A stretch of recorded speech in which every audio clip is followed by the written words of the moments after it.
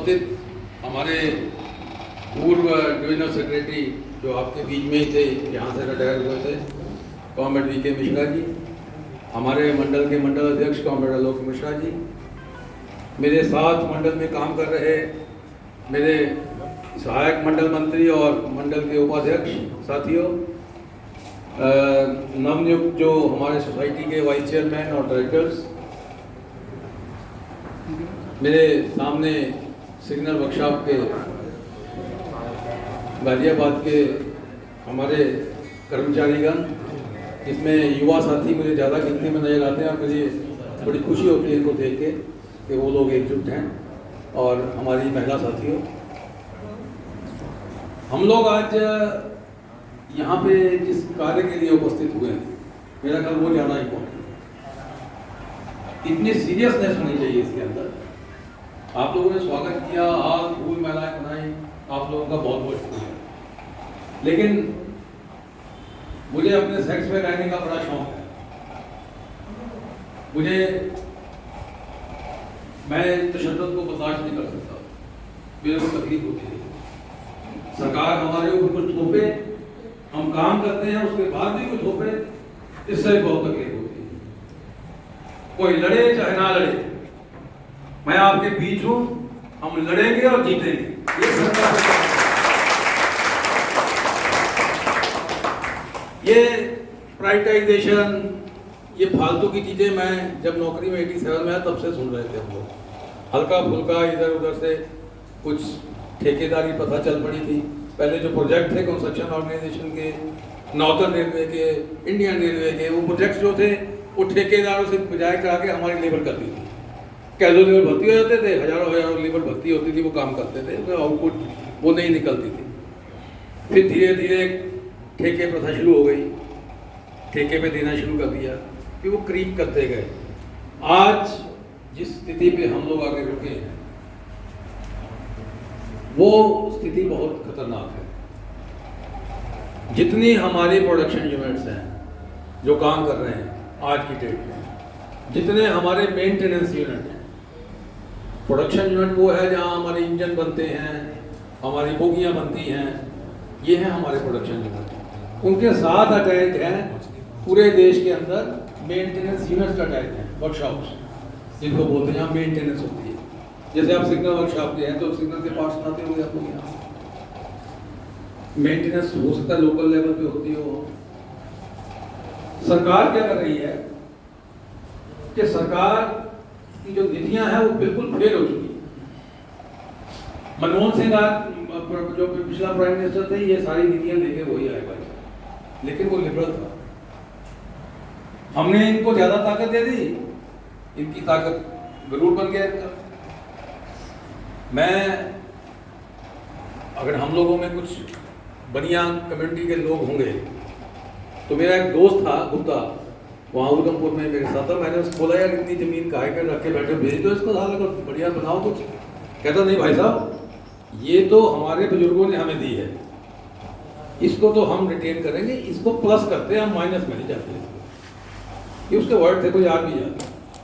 बहुत बड़ी बात की उसने कि जो प्रॉपर्टी आप लोगों के पैसों से, सरकारी मुलाजिमों की मेहनत से जो भारत सरकार ने क्रिएट करके हमें दी है, और आज कोई आदमी आके उसको लालाओं में बांट दे आके और कोड़ियों के भाव बांट दे, ये तो बात मंजूर नहीं होनी चाहिए। अब किसी ने हमारे घर के अंदर झांका, उसको जवाब मिलना चाहिए।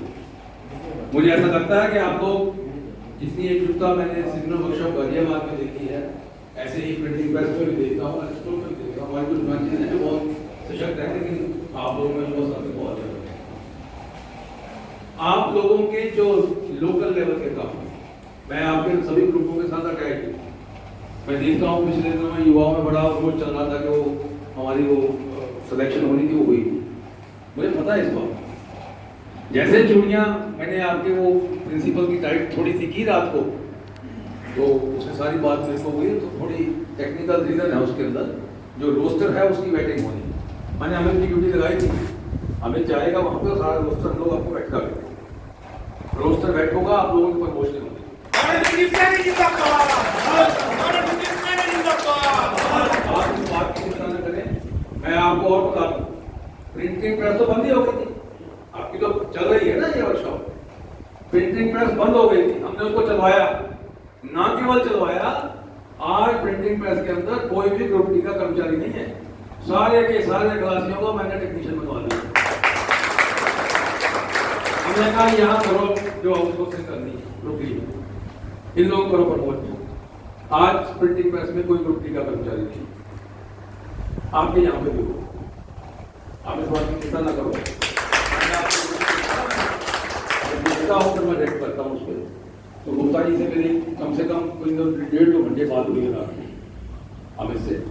मैं तो उसको कल भेज रहा था वहाँ पे फ्लोर में, क्योंकि जिस चीज़ का ज्ञान मुझे नहीं है उसका ज्ञान लेने में कोई तकलीफ ही नहीं होनी चाहिए।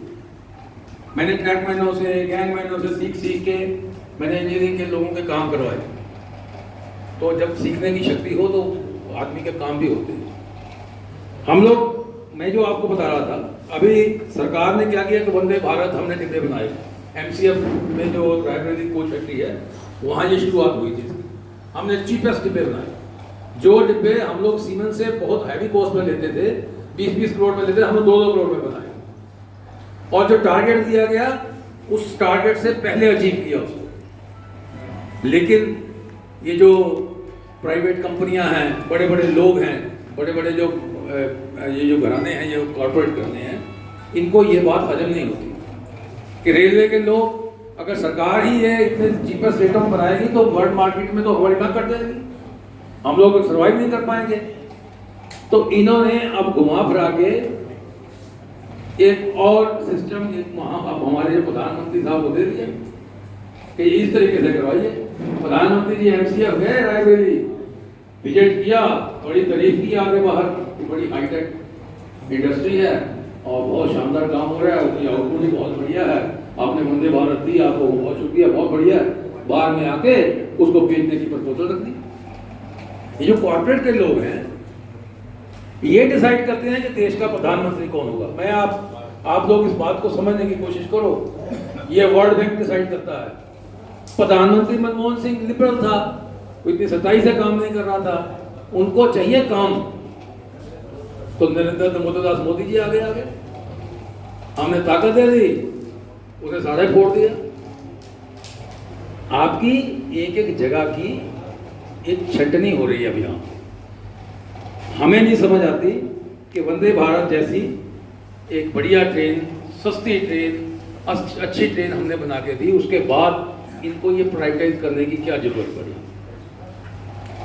अभी दाहोद में प्रधानमंत्री जी जाके उद्घाटन कराए, 1200 जो सीसी का एक वो बनाना था, इन्होंने 1000 सीसी का इंजन बनने थे हमारे रेलवे के, और 1200 क्वांटिटी के इंजन बने। 26,000 करोड़ की कह रहे हैं कि एफडीआई आएगी, उसमें इन्वेस्टमेंट आएगी 26,000 करोड़ की। मैंने वो सारे उसको स्टडी किया, ये मैंने कल सारा इस पर स्टडी किया, तो मुझे तो इसमें कुछ नजर नहीं आया। ये मेक इन इंडिया के नाम पे मैं आप लोगों को बांट दूंगा, फिर चाहिए होगा। करेंगे क्या कि एक इंफ्रास्ट्रक्चर बना बनाया वहां पे दाहोद में है, आज की नहीं है, 1926 की है वो फैक्ट्री। वहां पे प्राइवेट प्लेयर्स को बाहर में बुलाएंगे, उनको वो फैक्ट्री एज इट इज सौंप देंगे। टेंडर क्या लगाया है? सप्लाइंग एंड मेंटेनेंस ऑफ अपना 9000 हॉर्स पावर इलेक्ट्रिक इंजन, ये है टेंडर।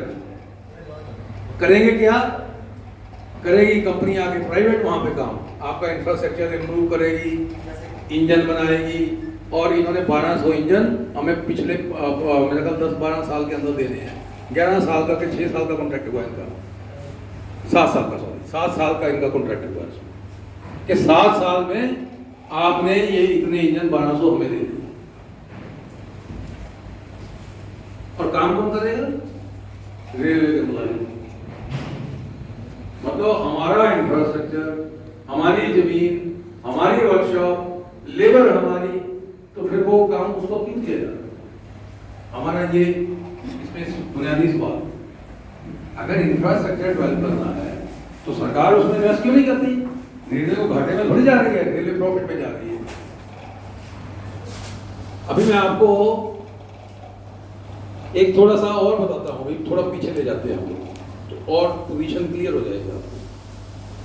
BSNL में इनको खत्म करना था, जियो को लेके आना था। आपके सामने ही है ना सारा कुछ।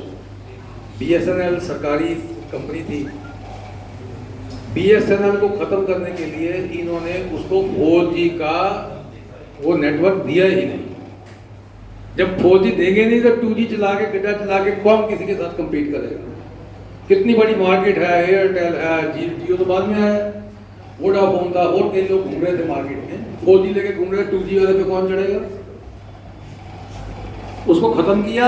90,000 कर्मचारियों को ये जो कोरोना आया उससे पहले इन्होंने रिटायर किया, कंपल्सरी रिटायर किया, कंपल्सरी।